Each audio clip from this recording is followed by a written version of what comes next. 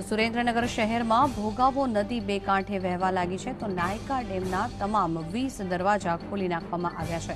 ઉપરવાસમાં વરસાદને કારણે ધોળી ધજા ડેમથી પાણી ભોગાવો નદીમાં પહોંચ્યું હતું।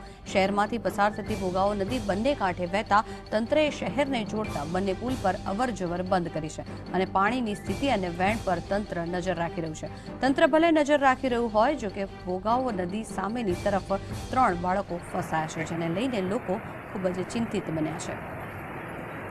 ધોળી ધજા ડેમમાંથી ભોગાવો નદીમાં પાણી વહેતા નદી બે કાંઠે વહી રહી છે અને સુરેન્દ્રનગર શહેરમાં આ ભોગાવો નદી બે કાંઠે વહી રહી છે। ક્યાંક બાળકો પણ આ સંકટમાં અત્યારે ફસાયા છે, તેમના માટે પણ અનેક રેસ્ક્યુ હાથ ધરવામાં આવી રહ્યા છે। આપ જોઈ શકો છો, બે કાંઠે નદી વહેવાના કારણે શહેરમાં અનેક લોકો અસરગ્રસ્ત થયા છે।